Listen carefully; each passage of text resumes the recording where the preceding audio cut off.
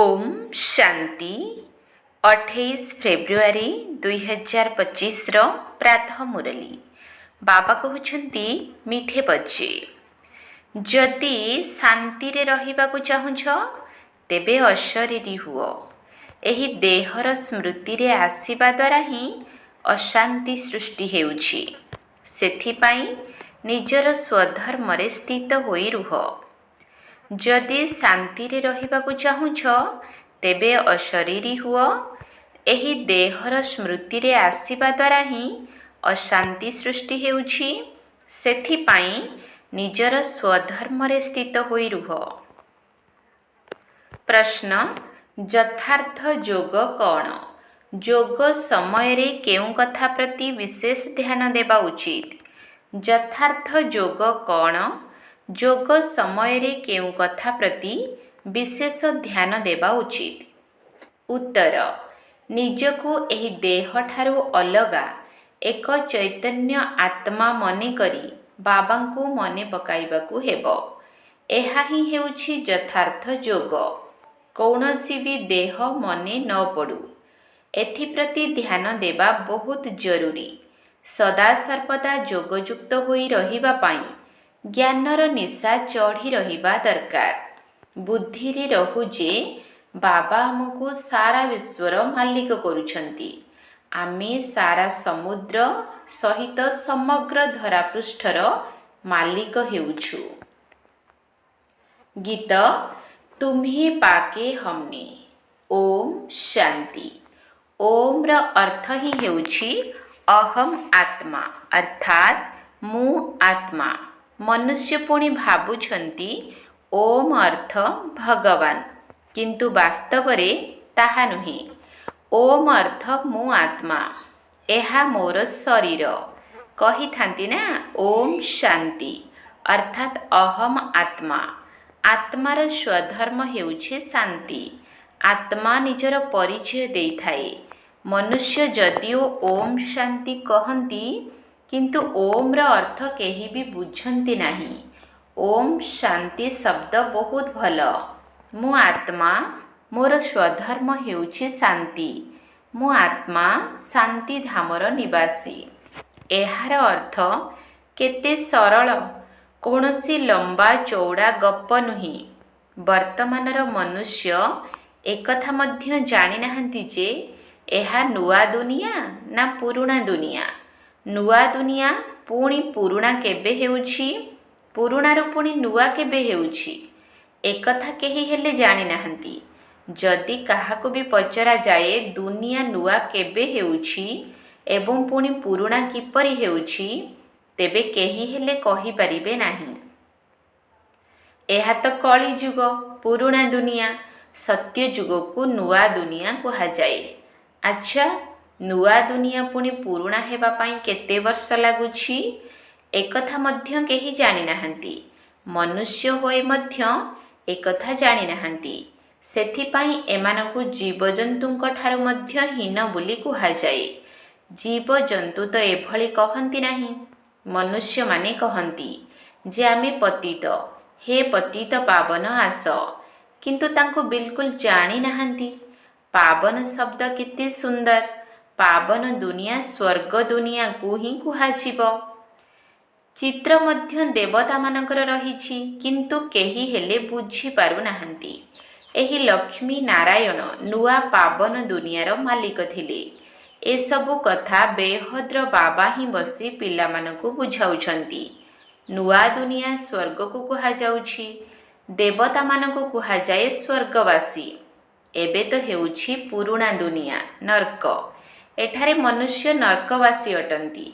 जदि केही मरी जाआंती तेबे कही थांती जे इए स्वर्गवासी हेले, तेबे एहा निश्चित नरक दुनिया अटे। तुमे कथा हिसाब करी मध्य कही दे परिबो। वास्तव रे एहा हेउछि नरक, किंतु जदि तुमे नरकवासी कहिबो तेबे बिगिड़ी जिबे। बाबा बुझाउछंती देखिबाकु जदिओ चेहरा मनुष्य सदृश किंतु चरित्र हेउछि मांकड़ सदृश। एहार गायन मध्य रहिछि ना। निजे मंदिर को जाई देवता मानक आगरे गायन करुछंती जे ଆପଣ ସର୍ବଗୁଣ ସମ୍ପନ୍ନ। କିନ୍ତୁ ନିଜ ପାଇଁ କ'ଣ କହିବେ? ମୁଁ ପାପୀ ନୀଚ। କିନ୍ତୁ ସିଧା ଯଦି କହିବ ଯେ ତୁମେ ବିକାରୀ, ତେବେ ବିଗିଡ଼ି ଯିବେ।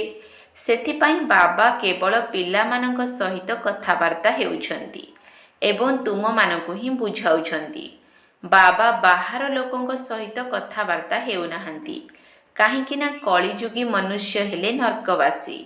ଏବେ ତୁମେ ହେଉଛ ସଙ୍ଗମ ଯୁଗ ନିବାସୀ। ତୁମେ ଏବେ ପବିତ୍ର ହେଉଛ। ତୁମେମାନେ ଜାଣିଛ ଆମ ବ୍ରାହ୍ମଣମାନଙ୍କୁ ଶିବ ବାବା ପାଠ ପଢ଼ାଉଛନ୍ତି। ସେ ହେଉଛନ୍ତି ପତିତ ପାବନ। ଆମ ସମସ୍ତ ଆତ୍ମାମାନଙ୍କୁ ନେଇଯିବା ପାଇଁ ବାବା ଆସିଛନ୍ତି। ଏହା କେତେ ସରଳ କଥା। ବାବା କହୁଛନ୍ତି, ପିଲାମାନେ, ତୁମେମାନେ ଶାନ୍ତିଧାମରୁ ଏଠାକୁ ପାଠ କରିବା ପାଇଁ ଆସୁଛ। ଏହି ଦୁଃଖ ଧାମରେ ସମସ୍ତେ ଦୁଃଖୀ। ସେଥିପାଇଁ କହୁଛନ୍ତି ମନକୁ କିପରି ଶାନ୍ତି ମିଳିବ। ଏପରି କହୁନାହାନ୍ତି ଆତ୍ମାକୁ କିପରି ଶାନ୍ତି ମିଳିବ। ଆରେ ତୁମେ କହୁଛ ନା ଓମ୍ ଶାନ୍ତି, ମୋର ସ୍ୱଧର୍ମ ହେଉଛି ଶାନ୍ତି, ପୁଣି ଶାନ୍ତି କାହିଁକି ମାଗୁଛ? ନିଜ ଆତ୍ମାଙ୍କୁ ଭୁଲି ଦେହ ଅଭିମାନରେ ଆସିଯାଉଛ। ଆତ୍ମାମାନେ ତ ଶାନ୍ତିଧାମର ନିବାସୀ ଅଟନ୍ତି। ତେବେ ଏଠାରେ ଶାନ୍ତି କେଉଁଠାରୁ ମିଳିବ? ଅଶରୀରୀ ହେଲେ ହିଁ ଶାନ୍ତି ମିଳିବ। ଶରୀର ସହିତ ଆତ୍ମା ଅଛି, ତେଣୁ ତାକୁ ନିଶ୍ଚିତ ଭାବେ ଚଲାବୁଲା ତ କରିବାକୁ ପଡ଼ୁଛି। ମୁଁ ଆତ୍ମା ଶାନ୍ତିଧାମରୁ ଏଠାକୁ ପାଠ କରିବାକୁ ଆସିଛି। ଏକଥା ମଧ୍ୟ କେହି ବୁଝିପାରୁନାହାନ୍ତି ଯେ ରାବଣ ହିଁ ଆମର ଶତ୍ରୁ। କେବେଠାରୁ ଏହି ରାବଣ ତୁମର ଶତ୍ରୁ ହୋଇଛି, ଏହା ମଧ୍ୟ କେହି ଜାଣିନାହାନ୍ତି।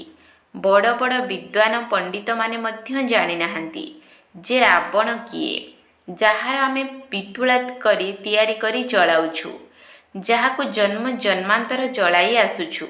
କିଛି ହେଲେ ଜାଣିନାହାନ୍ତି।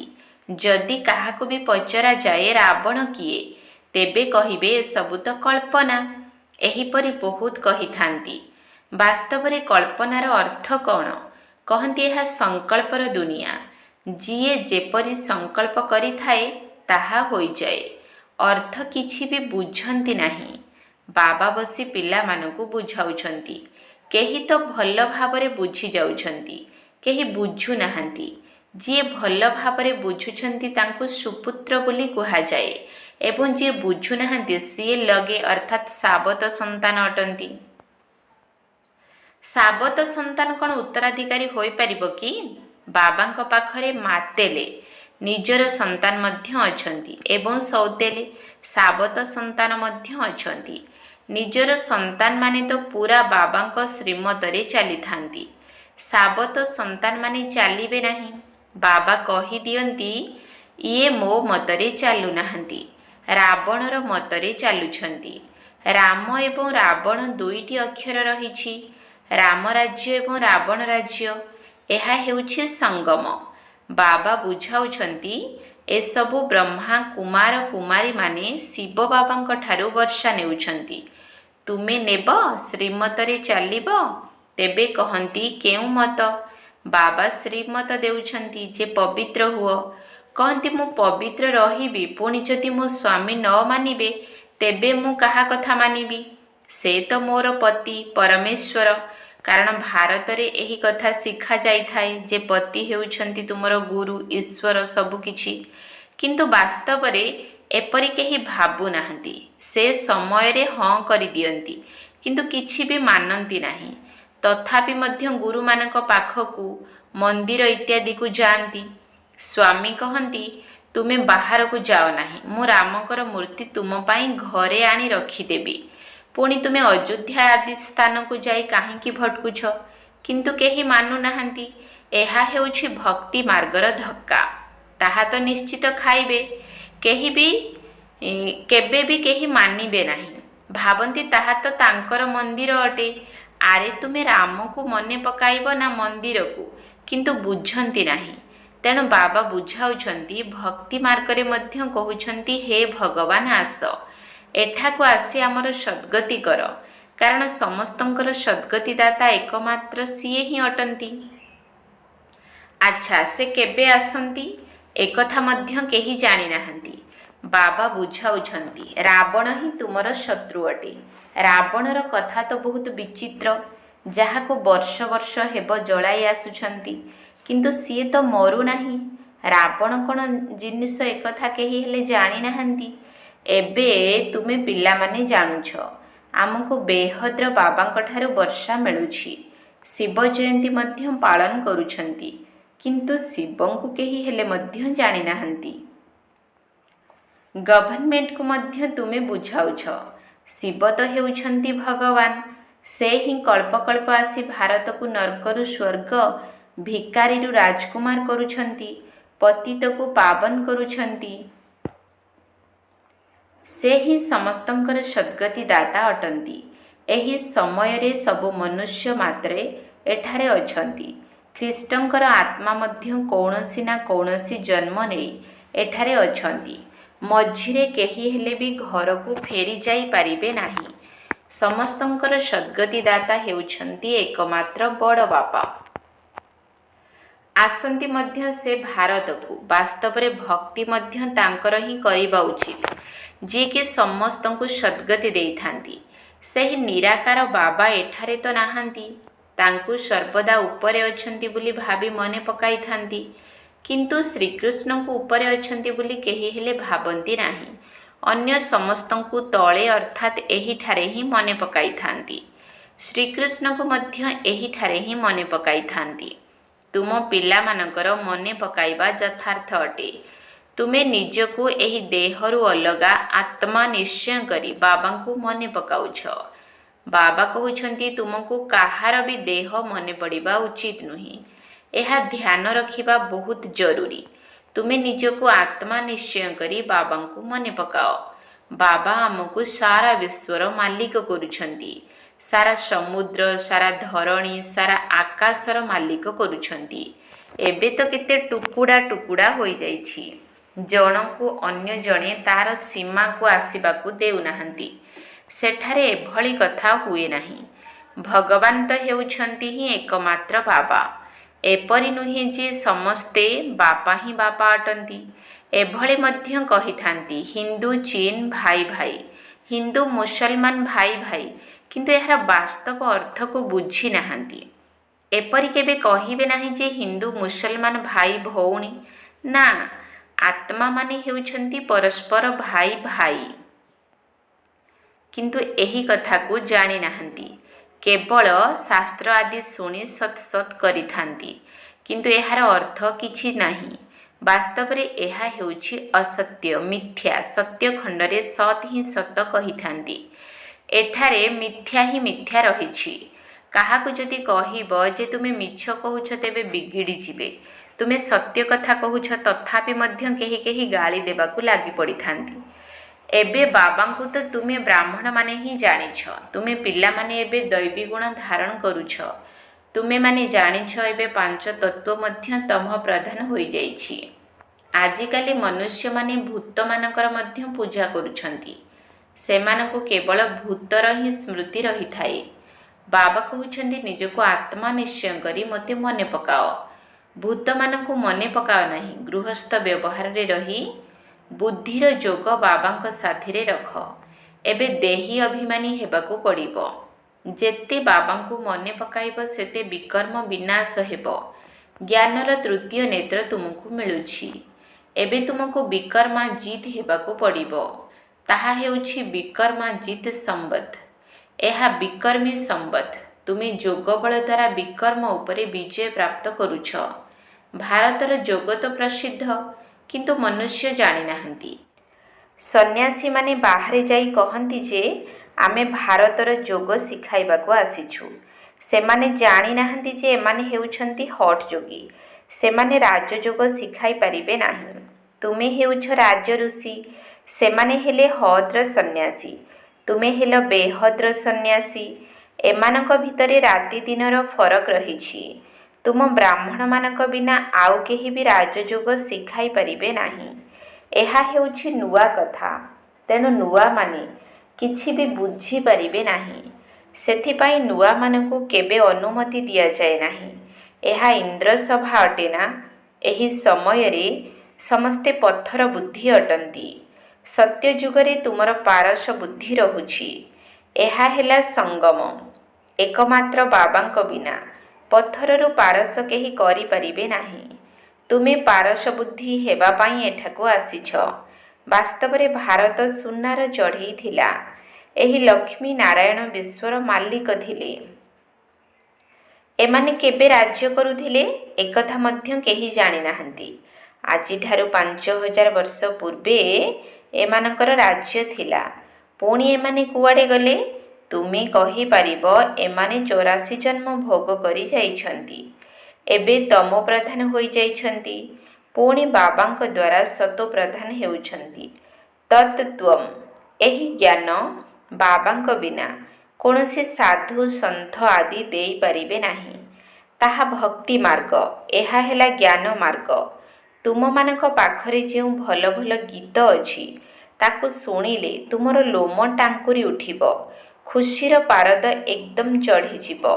ପୁଣି ସେ ନିଶା ସ୍ଥାୟୀ ମଧ୍ୟ ରହିବା ଦରକାର। ଏହା ହେଉଛି ଜ୍ଞାନ ଅମୃତ। ସେମାନେ ମଦ ପିଇଲେ ତାଙ୍କୁ ନିଶା ଚଢ଼ିଥାଏ। ଏଠାରେ ଏହା ଜ୍ଞାନ ଅମୃତ ଅଟେ। ତୁମର ଏହି ନିଶା ଛାଡ଼ିବା ଉଚିତ ନୁହେଁ। ସର୍ବଦା ଚଢ଼ି ରହିବା ଉଚିତ। ତୁମେ ଏହି ଲକ୍ଷ୍ମୀ ନାରାୟଣଙ୍କୁ ଦେଖି କେତେ ଖୁସି ହେଉଛ। ଜାଣିଛ ଆମେ ଶ୍ରୀମତ ଆଧାରରେ ପୁନର୍ବାର ଶ୍ରେଷ୍ଠାଚାରୀ ହେଉଛୁ। ଏଠାରେ ସବୁକିଛି ଦେଖୁଥିଲେ ମଧ୍ୟ ବୁଦ୍ଧିଯୋଗ ବାବା ଏବଂ ବର୍ଷା ସହିତ ଲାଗି ରହୁ। ଆଚ୍ଛା, ମିଠା ମିଠା ଶିକିଲଧେ ସନ୍ତାନମାନଙ୍କ ପ୍ରତି ମାତା ପିତା ବାପ ଦାଦାଙ୍କର ମଧୁର ସ୍ନେହ ସମ୍ପନ୍ନ ଶୁଭେଚ୍ଛା ଏବଂ ସୁପ୍ରଭାତ। ଆତ୍ମିକ ପିତାଙ୍କର ଆତ୍ମିକ ସନ୍ତାନମାନଙ୍କୁ ନମସ୍ତେ। ଆତ୍ମିକ ସନ୍ତାନମାନଙ୍କର ଆତ୍ମିକ ବାପ ଦାଦାଙ୍କୁ ନମସ୍ତେ ନମସ୍ତେ ନମସ୍ତେ। ସୁପ୍ରଭାତ। ଧାରଣା ପାଇଁ ମୁଖ୍ୟ ସାର। 1 ନମ୍ବର ପଏଣ୍ଟ। ଯୋଗ ବଳ ଦ୍ୱାରା ବିକର୍ମ ଉପରେ ବିଜୟ ପ୍ରାପ୍ତ କରିବାକୁ ହେବ। ଏଠାରେ ସବୁକିଛି ଦେଖୁଥିଲେ ମଧ୍ୟ ବୁଦ୍ଧିଯୋଗ ବାବା ଏବଂ ତାଙ୍କର ସମ୍ପତ୍ତି ସହିତ ଲାଗି ରହୁ। ଯୋଗ ବଳ ଦ୍ୱାରା ବିକର୍ମ ଉପରେ ବିଜୟ ପ୍ରାପ୍ତ କରିବାକୁ ହେବ। ଏଠାରେ ସବୁକିଛି ଦେଖୁଥିଲେ ମଧ୍ୟ ବୁଦ୍ଧିଯୋଗ ବାବା ଏବଂ ତାଙ୍କର ସମ୍ପତ୍ତି ସହିତ ଲାଗି ରହୁ। 2 ନମ୍ବର ପଏଣ୍ଟ। ବାବାଙ୍କର ସମ୍ପତ୍ତିର ପୂରା ଅଧିକାର ପ୍ରାପ୍ତ କରିବା ପାଇଁ ବାବାଙ୍କର ପ୍ରକୃତ ସନ୍ତାନ ହେବାକୁ ପଡ଼ିବ। ଏକମାତ୍ର ବାବାଙ୍କର ହିଁ ଶ୍ରୀମତରେ ଚାଲିବାକୁ ପଡ଼ିବ। ବାବା ଯାହା ବୁଝାଉଛନ୍ତି ତାକୁ ଭଲ ଭାବରେ ବୁଝି ଅନ୍ୟମାନଙ୍କୁ ବୁଝାଇବାକୁ ପଡ଼ିବ। ବାବାଙ୍କର ସମ୍ପତ୍ତିର ପୂରା ଅଧିକାର ପ୍ରାପ୍ତ କରିବା ପାଇଁ ବାବାଙ୍କର ପ୍ରକୃତ ସନ୍ତାନ ହେବାକୁ ପଡ଼ିବ। ଏକମାତ୍ର ବାବାଙ୍କର ହିଁ ଶ୍ରୀମତରେ ଚାଲିବାକୁ ପଡ଼ିବ। ବାବା ଯାହା ବୁଝାଉଛନ୍ତି ତାକୁ ଭଲ ଭାବରେ ବୁଝି ଅନ୍ୟମାନଙ୍କୁ ବୁଝାଇବାକୁ ପଡ଼ିବ। ବରଦାନ। ଦିବ୍ୟ ବୁଦ୍ଧିର ଲିଫ୍ଟ ଦ୍ୱାରା 3 ଲୋକରେ ଭ୍ରମଣ କରୁଥିବା ସହଜ ଯୋଗୀ ଭବ। ଦିବ୍ୟ ବୁଦ୍ଧିର ଲିଫ୍ଟ ଦ୍ୱାରା 3 ଲୋକରେ ଭ୍ରମଣ କରୁଥିବା ସହଜ ଯୋଗୀ ଭବ। ସଙ୍ଗମ ଯୁଗରେ ସବୁ ପିଲାଙ୍କୁ ଦିବ୍ୟ ବୁଦ୍ଧି ରୂପୀ ଲିଫ୍ଟ ମିଳିଛି। ଏହି ବିଚିତ୍ର ଲିଫ୍ଟ ଦ୍ୱାରା 3 ଲୋକରେ ଯେଉଁଠି ଚାହିଁବ ସେଠାରେ ପହଞ୍ଚି ପାରିବ। କେବଳ ସ୍ମୃତିର ସୁଇଚ୍ ଅନ୍ କରିବା ମାତ୍ରେ ଗୋଟିଏ ସେକେଣ୍ଡରେ ପହଞ୍ଚିଯିବ ଏବଂ ଯେତେ ସମୟ ଯେଉଁ ଲୋକରେ ଅନୁଭବ କରିବାକୁ ଚାହିଁବ ସେତେ ସମୟ ସେଠାରେ ସ୍ଥିତ ହୋଇପାରିବ। ତେବେ ଏହି ଲିଫ୍ଟକୁ ବ୍ୟବହାର କରିବା ପାଇଁ ଅମୃତ ବେଳାରେ ସାବଧାନତାପୂର୍ବକ ସ୍ମୃତିର ସୁଇଚ୍କୁ ଯଥାର୍ଥ ଭାବରେ ସେଟ୍ କର। ଅଧିକାରୀ ସ୍ୱରୂପରେ ଏହି ଲିଫ୍ଟକୁ କାର୍ଯ୍ୟରେ ଲଗାଅ। ତେବେ ସହଜ ଯୋଗୀ ହୋଇଯିବ। ମେହନତ ସମାପ୍ତ ହୋଇଯିବ। ସ୍ଲୋଗାନ। ମନକୁ ସର୍ବଦା ମଉଜରେ ରଖିବା ହିଁ ଜୀବନ ଜୀଇଁବାର କଳା। ମନକୁ ସର୍ବଦା ମଉଜରେ ରଖିବା ହିଁ ଜୀବନ ଜୀଇଁବାର କଳା। ଓମ୍ ଶାନ୍ତି।